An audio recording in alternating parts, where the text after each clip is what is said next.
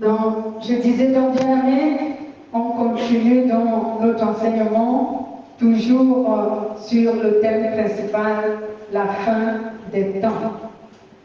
La fin des temps, où je réitère les chapitres.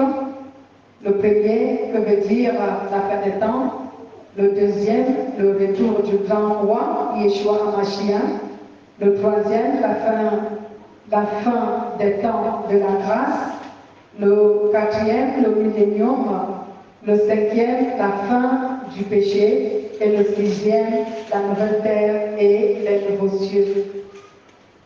Dimanche dernier, on a parlé de comment la fin des temps va-t-elle se dérouler, comment elle va s'accomplir.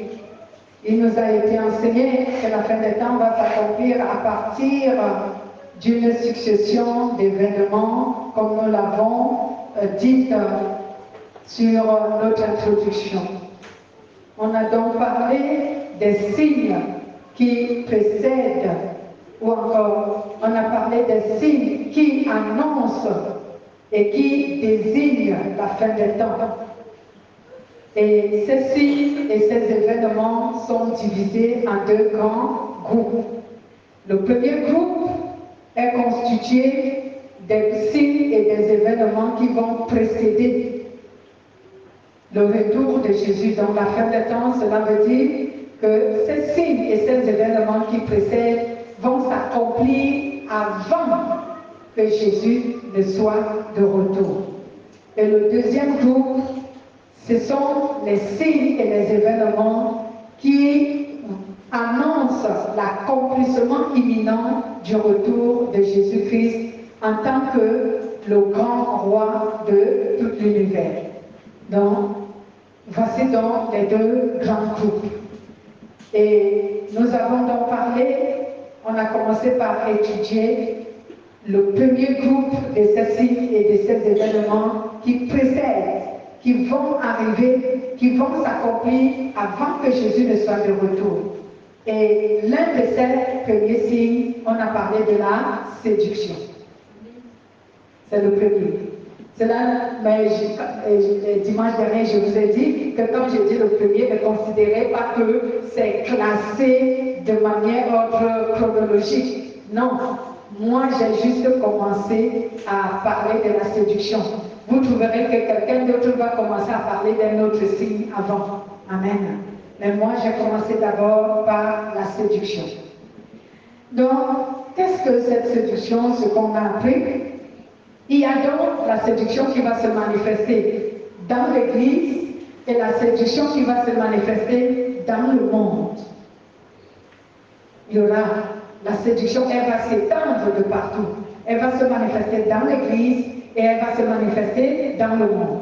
Donc, cette séduction a pour but d'aveugler les humains et de les éloigner le plus loin possible de Dieu et de son salut.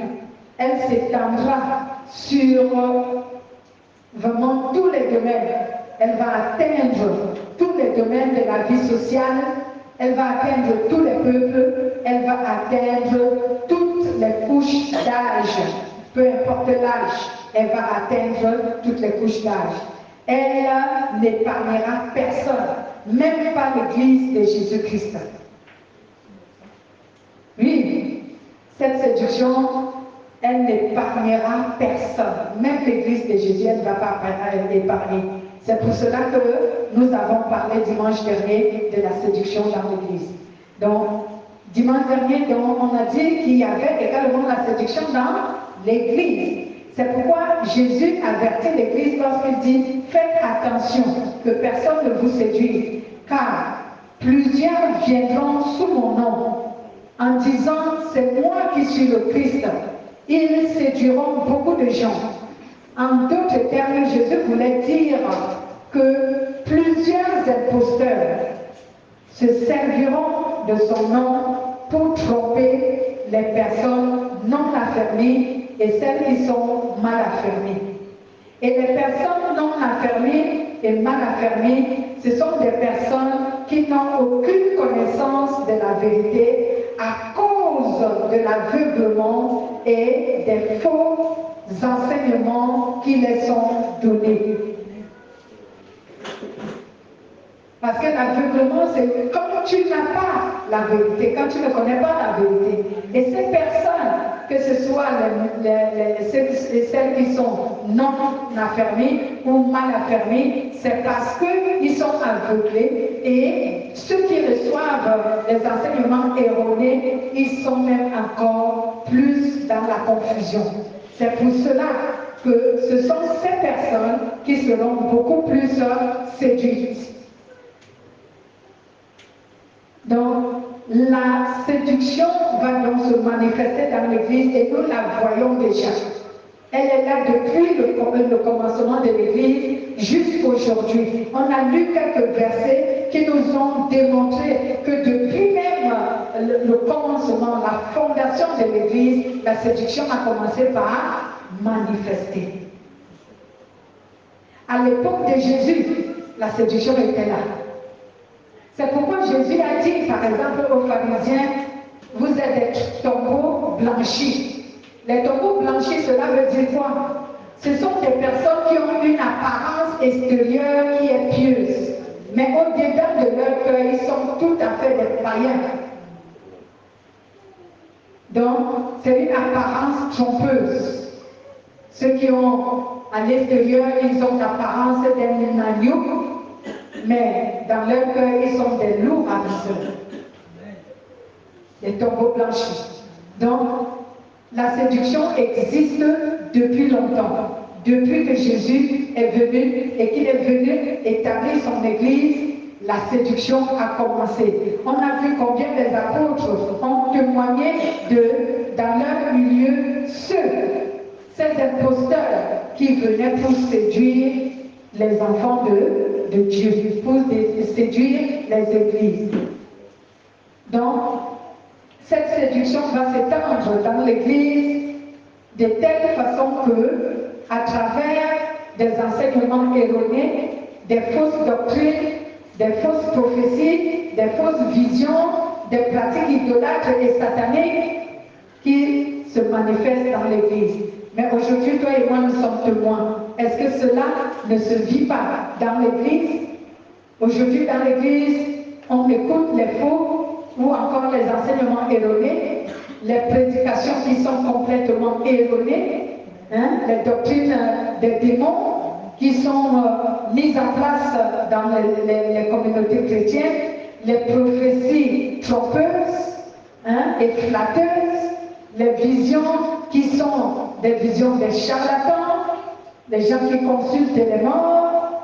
Il y a les pratiques idolâtres et sataniques qui se produisent et qui se pratiquent dans, soi-disant, les églises. Et le monde est là pour recevoir cela à bras ouverts.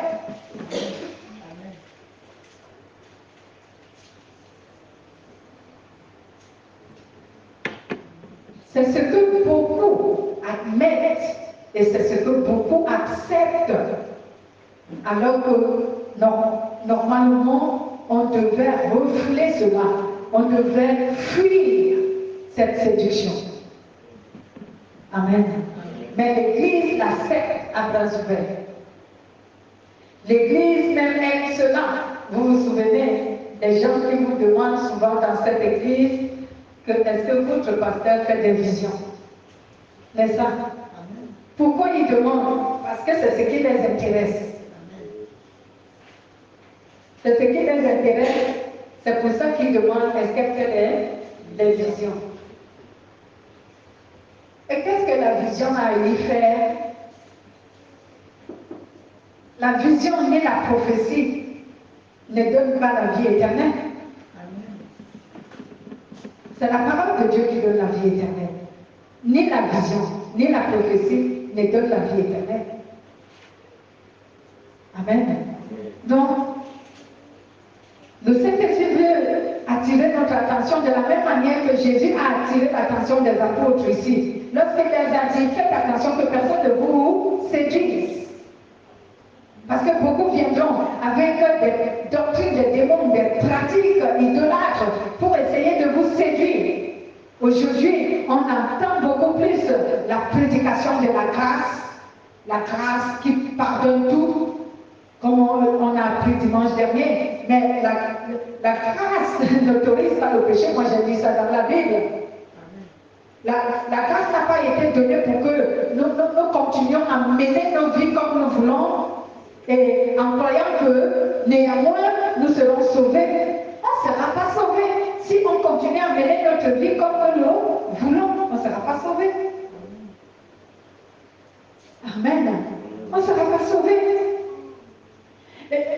On te chasse un démon. Ce n'est pas ce qui va faire en sorte que tu obtiennes la vie éternelle si on t'a chassé un démon.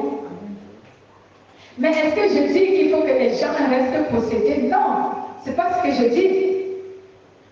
Mais il faut que tu mettes ça dans ta tête que même si on me chasse un démon, ce n'est pas ce qui va me permettre d'avoir la vie éternelle. Et puis le Saint-Esprit nous a appris dimanche dernier que tu ne peux pas être un chrétien qui a le Saint-Esprit et tu es encore possédé. Ça ne se comprend pas. Ça ne se comprend pas, puisque le démon est un esprit au même titre que le Saint-Esprit. Ce sont tous les esprits. Et quand le Saint-Esprit entre dans le corps d'un homme, il va loger dans son esprit. Il ne loge pas dans le corps ordinaire. Il loge dans l'esprit. Parce que l'esprit est une matière spirituelle. Et le démon également, quand il loge en toi, c'est dans ton esprit. Donc les deux ne peuvent pas venir loger dans ton esprit. Le Saint-Esprit ne partage pas sa demeure avec quelqu'un d'autre. Avec notre esprit, c'est impossible. Amen. Moi, je te vois, même tu vas devenir fou. Le Saint-Esprit est ton esprit et le démon. Mais la guerre que tu auras, tu ne vas même pas la supporter. Amen. Alléluia. Amen. Donc, faites donc attention aux enseignements. Faites attention aux doctrines. Faites attention aux prophéties, aux visions. Faites attention aux prédications que vous recevez. Faites attention aux pratiques, aux rituels que vous voyez faire dans les églises. Faites attention à cela. Parce que c'est à partir de là que la séduction se manifeste dans l'église. Nous continuons donc aujourd'hui avec la séduction dans le monde. On a parlé de la séduction dans l'église. Maintenant, parlons de la séduction dans le monde.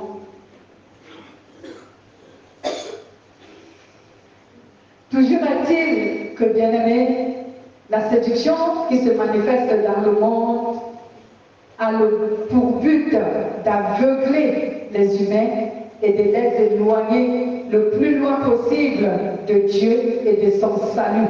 C'est le même objectif que l'ennemi, l'adversaire de Dieu, a pour but. Et c'est pour cela qu'il a placé la séduction dans le monde et même dans l'Église. C'est le même objectif. Il veut à tout prix éloigner, aveugler les humains. Il veut les aveugler. Il veut les éloigner de Dieu et du salut que Dieu a donné. Donc c'est cela l'objectif de la séduction qui se vit dans le monde. C'est pour cela que Jésus dit que ne vous laissez pas séduire. Mais ceux du monde ne le comprennent pas. Que c'est un aveuglement. Et c'est un moyen de les éloigner du salut que Dieu leur a donné pour les sauver. Amen. Donc la séduction dans le monde va s'étendre à tel point que le monde va se polariser pour favoriser la croissance du péché. Ouais. Le monde va se polariser pour favoriser la croissance du péché. Et Seigneur, aie pitié de nous. On va d'abord lire 2 Timothée chapitre 3, versets 1 à 5. Et après nous lirons le livre de Jude. Donc vous pouvez d'abord noter les références. On va lire Timothée, 2 Timothée, autant pour moi. 2 Timothée.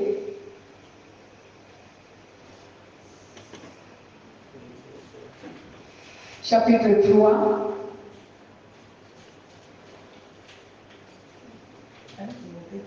Non, j'ai dit 2. Toi, tu parles à 1. 2 Timothée, chapitre 3, verset 1 à 5. Faites vite.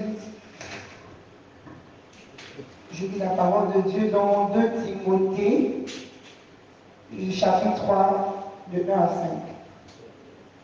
Sache que dans les derniers jours, il y aura des temps difficiles, car les hommes seront égoïstes, amis de l'argent, fanfarons, hautains, blasphémateurs, rebelles à leurs parents, ingrats, irréligieux, insensibles, déloyaux, calomniateurs, intempérants, cruels, ennemis des gens de bien, traîtres, emportés, enflés d'orgueil, aimant le plaisir plus que Dieu, ayant l'apparence de la piété, mais reniant ceux qui en fait la force.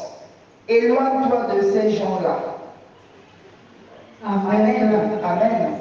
Éloigne-toi de ces gens-là.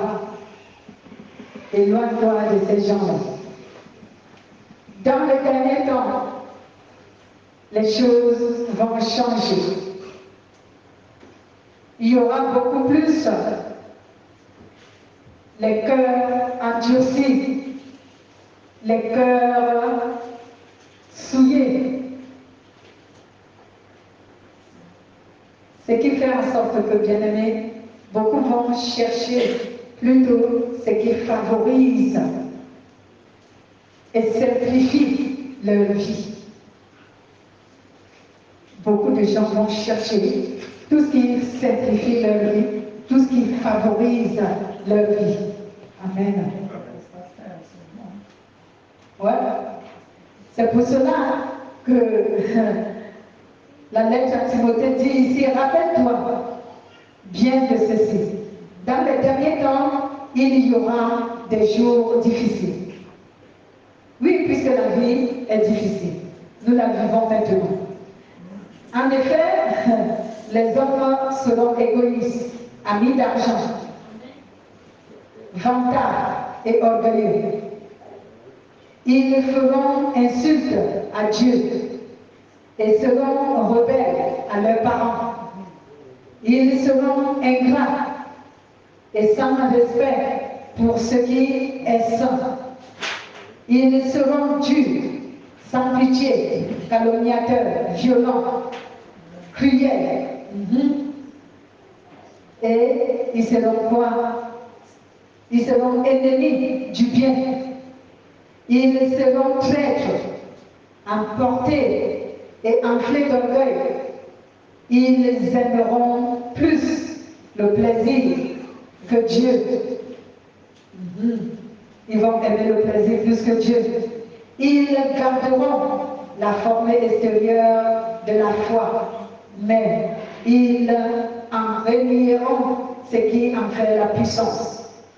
Détourne-toi de ces gens. La Bible nous dit dans certaines parties de la Bible, sortez du milieu d'eux. Amen. C'est la vie difficile qui rend les gens comme ça. Mais est-ce qu'on ne vit pas la vie difficile depuis des années, depuis des siècles? La vie est difficile. Mais elle ne fait que s'amplifier. Les difficultés ne font que s'amplifier. Et au fur et à mesure que ces difficultés s'amplifient, les humains aussi, leur cœur devient mauvais. De plus en plus mauvais. Ah, Seigneur, aie pitié. Lisons également Jude 18. Le livre de Jude, verset 18.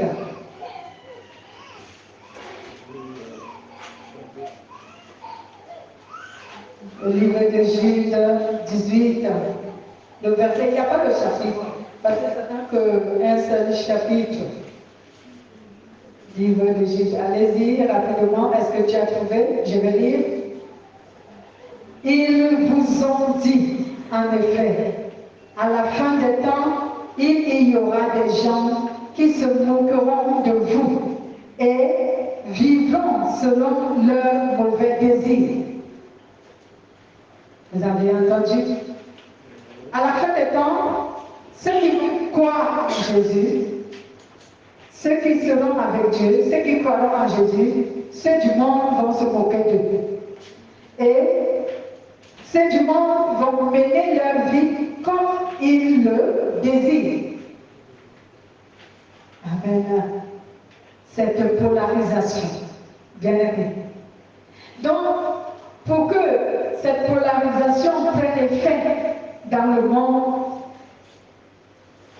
pour embrigader les humains, le malin va donner l'intelligence aux humains afin qu'ils s'instruisent et qu'ils se forment pour mettre à la disposition de l'humanité tout entière les moyens et les outils qui faciliteront le contact avec le péché. C'est ce qui se passe. C'est ça la séduction. Donc pour que cette séduction soit active dans le monde, auprès des humains, dans l'univers ou dans l'humanité tout entière, donc l'ennemi, c'est l'ennemi. L'ennemi va donner l'intelligence aux humains afin qu'ils s'instruisent.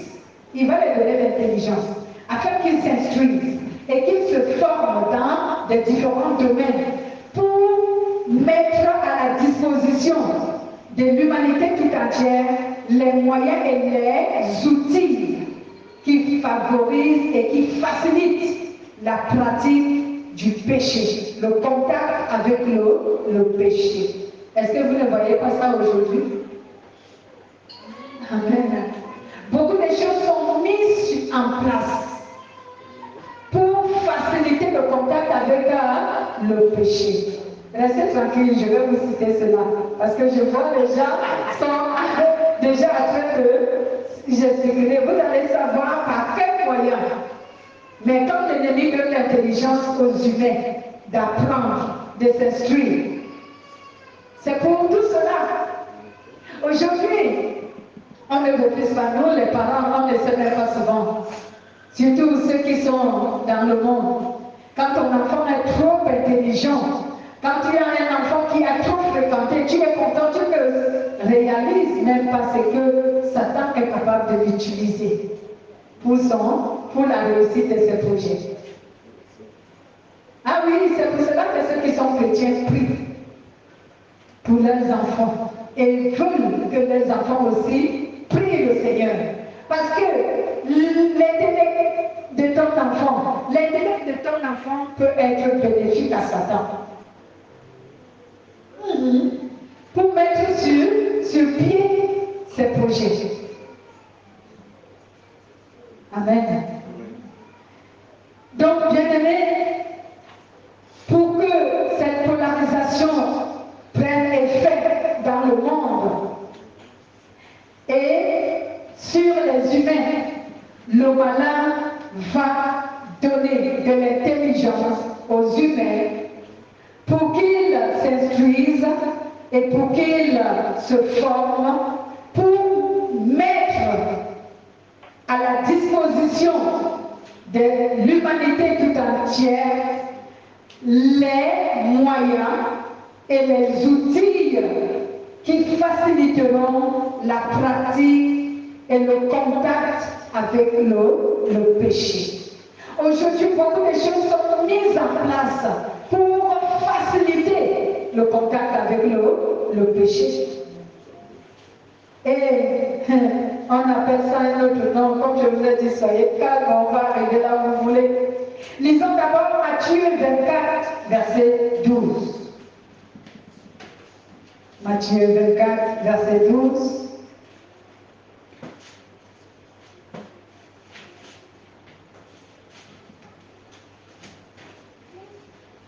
Allons rapidement. Matthieu 24, Verset 12. Oui, lisez. Et parce que l'iniquité se sera accrue, la charité du plus grand nombre se refroidira. Parce que l'iniquité aura accru, la charité d'un plus grand nombre se refroidira. C'est pour ça qu'il n'y a plus l'amour. Aujourd'hui, l'amour n'est plus vraiment pratiqué dans les milieux. Parce que le péché ne fait que croître. Et c'est l'ennemi qui donne l'intelligence aux humains pour créer tout ce qui peut, ici, faciliter le contact avec le péché. C'est lui. Amen. Donc, ce dont les humains vont mettre sur pied pour l'humanité, ce sont des inventions. Nous voyons aujourd'hui que beaucoup d'inventions ont eu lieu. Amen. Beaucoup d'inventions ont eu lieu. Beaucoup. Beaucoup ont inventé, beaucoup ont fabriqué des choses aujourd'hui qui facilitent le contact avec le péché. Donc cette polarisation va mettre sur pied la modernisation. Voilà, donc je sais que ce sont ces questions-là que vous voulez poser. Qu'est-ce que l'intelligence que le diable va donner aux gens, ça va faire quoi? C'est ça qui nous amène aujourd'hui la modernisation. Et combien, si tu entres dans l'analyse ou le constat de comment manifeste la modernisation, tu peux constater combien cela facilite le contact avec le péché. Le monde se modernise. Amen. Combien cela facilite le contact avec le péché. Le monde moderne. On a besoin de tout avoir aujourd'hui. Et tout ce que nous devons avoir aujourd'hui doit être facilement maniable, facilement utilisable, facilement. Tout cela, c'est pour nous faciliter le contact avec le péché. Je donne l'exemple, la fabrication des armes de toutes sortes. Toutes sortes d'armes sont mises sur pied aujourd'hui. Récemment, la guerre en Ukraine, on nous a parlé d'une arme qui s'appelle comment? Satan combien? Satan 2. Et on dit que si ça sort, qu'elle est envoyée quelque part, ça peut prendre peut-être un tiers du monde entier. Vous croyez qu'ils ont fabriqué ça avec leur intelligence? C'est Satan qui leur a donné l'intelligence de le fabriquer. Amen. Tout ce qui est fait aujourd'hui. Regardez toutes ces armes. La fabrication des armes modernes. Combien il y a des assassinats aujourd'hui? Combien? Les armes modernes. Avant quand même, quand tu avais une arme ancienne, la flèche, il fallait quand même d'abord savoir faire l'arc. Il fallait apprendre à mettre la flèche. Il fallait apprendre à tirer l'arc. Et à bien viser même aussi. Et facilement, tu ne pouvais pas atteindre ta cible. Donc tu vois, le contact était de moins en moins avec le péché. Le péché était facilement atteint, difficilement atteint, parce que tu ne pouvais pas facilement tuer quelqu'un avec ça. Mais aujourd'hui, les armes sont modernes. Facilement, tu tues quelqu'un, même un bébé, s'il prend une arme moderne, il va tuer quelqu'un avec. Ou il va même se tuer lui-même avec ça. Et nous, on croit que nous sommes modernisés. On ne sait pas ce qui se passe derrière ça. Mais Satan, lui, il connaît son plan quand il permet cela. lorsqu'il donne aux hommes l'intelligence de les fabriquer. Il sait ce qu'il fait. Et c'est ça la séduction. Il y a la production des films hors du commun. Aujourd'hui, les femmes dorment sur la nouvelasse. Et beaucoup même dans leur foyer veulent imiter ces choses dans leur foyer, les mettre en exécution comme une réalité. Cela facilite le contact avec le péché. Amen. Ouais, tu dois agir avec ta femme comme les autres font dans la nouvelasse. Et d'autres films américains et tout le reste, même les films africains. Regardez aujourd'hui, tu ne peux pas regarder un film tout entier aujourd'hui sans qu'il y ait un couple homosexuel là-dedans. Ou la nudité, ou la perversion, tout ça. C'est pour faciliter le contact avec le péché. Et les humains ne le savent pas. Ils ne connaissent pas que c'est un projet satanique qui est en train de se réaliser. Ils ne le savent pas. Ils ne le savent pas. Et même beaucoup de chrétiens ne le savent pas. On a mis ça sur le dos de la modernisation. La modernisation. Mais c'est le plan du diable qui est en train de se réaliser. Parce qu'à travers tout ceci, beaucoup de gens ont la facilité au contact avec le péché. Beaucoup. La séduction dans le monde, dont on a parlé, la production des films hors du commun, la mode hypervertie. Aujourd'hui, regardez comment, surtout les femmes, regardez comment les femmes s'habillent. Il faut que tout son corps soit dehors pour qu'on atteste qu'elle est belle. Tout le monde aujourd'hui s'embellit. C'est la mode. Amen. On entretient sa peau, on entretient tout. Parce qu'il faut que tout soit séduisant. La séduction. Regardez vous-même. Je ne suis pas la seule à voir. Vous-même regardez. Avant, comment s'habillaient les femmes? Que ce soit la femme africaine, occidentale, américaine, avant, comment on s'habillait? Mais aujourd'hui, depuis quelques siècles, comment les femmes s'habillent? Tout le corps est exposé. Tout. Et la beauté est devenue exactement une apparence. Ce n'est plus la beauté réelle. Elle est apparente. Parce qu'on se poudre. Le make-up, il te transforme complètement. On ne sait même plus que c'est toi. On ne te reconnaît même plus. Tellement tu es jolie. Moi, je ne parle pas de la beauté parce que la beauté, c'est du cœur.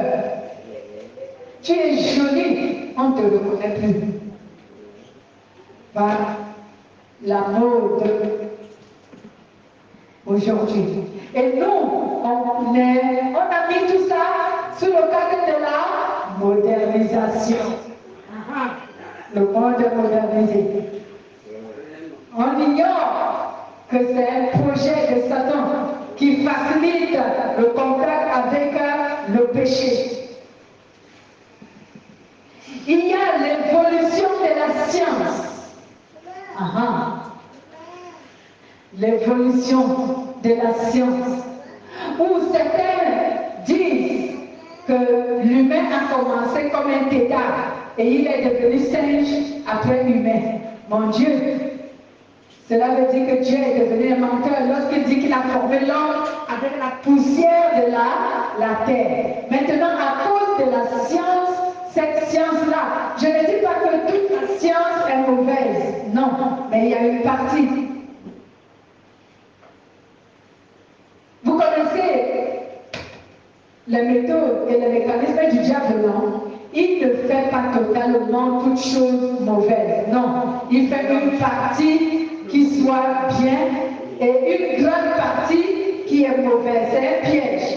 Donc quand tu entres dedans, si tu ne connais pas que l'autre partie est mauvaise, c'est pour faciliter le contact avec le péché, tu vas te faire prendre dans le piège. Oui, c'est pour séduire, c'est pour tromper, c'est ça la séduction. S'il fait toutes choses mauvaises, oh, c'est trop flagrant, tout le monde va savoir que là, c'est un piège. Donc il faut qu'il embellisse, il améliore. Hein? Là-dedans, il y a le piège. Mais il faut que tu sois un enfant de Dieu. Donc, l'évolution de la science.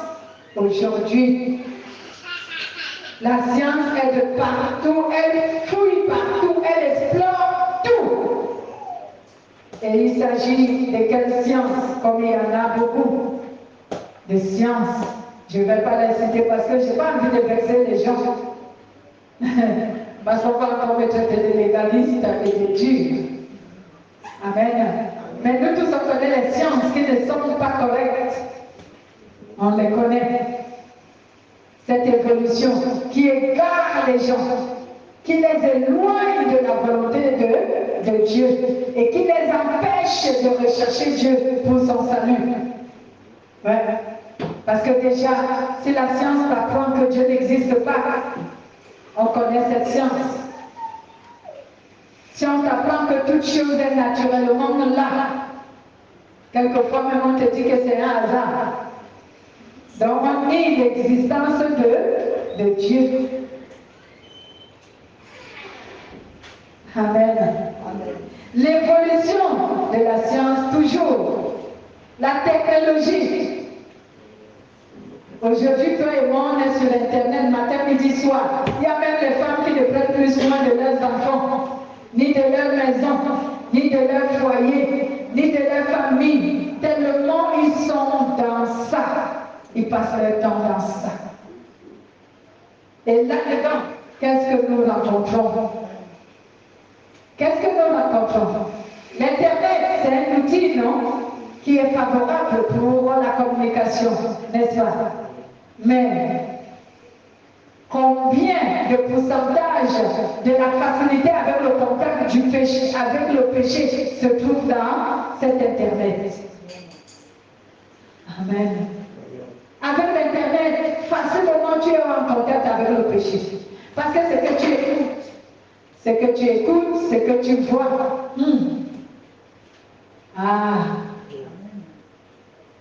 La modernisation. Tout cela sur le dos de la modernisation. Donc, bien aimé, Satan a mis toutes ces choses en place à travers les humains. Lui-même, il ne s'est jamais présenté comme Satan pour travailler. Non, il te choisit et il te donne son intelligence. Et tu deviens, on t'appelle un savant.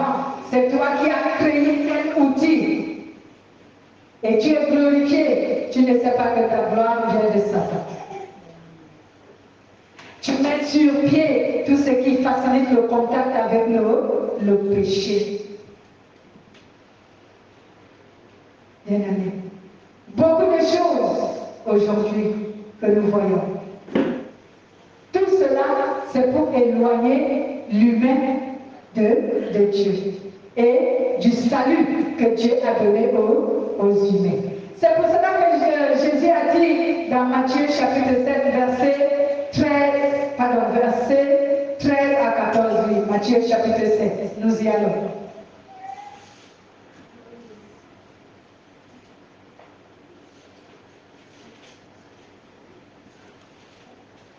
Matthieu chapitre 7, 13 à 14.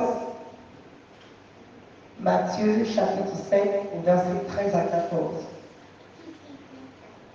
Entrez par la porte étroite, car large est la porte, spacieux est le chemin qui mène à la perdition, et il y en a beaucoup qui entrent par là. Mais étroite est la porte, resserré le chemin qui mène à la vie, et il y en a peu qui les trouvent. Amen. Amen. Entrez par la porte étroite, car large est la porte et facile est le chemin qui mène à la ruine, à la perdition. nombreux sont ceux qui passent par là, mais combien étroite est la porte et difficile est le chemin qui mène à la vie. Peu nombreux sont ceux qui les trouvent.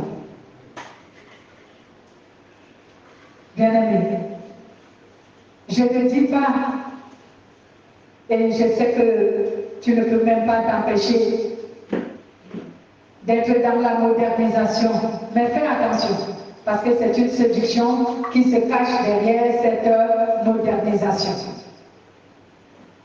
Amen. Nos aïeux, je peux le confirmer ou je peux l'attester, commettaient de moins en moins le péché que nous aujourd'hui. Parce que cette modernisation, ils ne l'avaient pas. Oui, un homme pouvait faire 1 kilomètre sans voir une femme à moitié nue. Et il n'était pas séduit. Un enfant pouvait marcher et ne pas voir un jouet et ne pas être séduit. Il ne serait pas séduit. Un humain pouvait vivre sans avoir quelques richesses matérielles de ce monde. Et il ne les convoitait pas, puisqu'il ne savait même pas que ça existait à leur époque. Mais aujourd'hui, on est dans la modernisation. On voit tout ça, on convoite et on se soumet au péché pour les avoir. La modernisation. C'est cela la séduction que l'ennemi manifeste dans le monde. Dans l'Église, il manifeste l'idolâtrie contre Dieu. Dans le monde, il a mis la modernisation en place pour séduire le monde. Toi et moi, nous vivons dans le monde. Faisons attention de ne pas perdre notre salut que nous avons obtenu au prix du sang de Jésus. Amen. Nous allons nous arrêter là aujourd'hui. Dimanche prochain, on parlera d'un autre signe et d'un autre événement qui est les conflits. Ces choses vont arriver avant que Jésus n'arrive. Comme on a vu qu'aujourd'hui, la séduction est là, les conflits aussi sont au milieu de nous. On va apprendre cela dimanche prochain. Bénissons le Seigneur.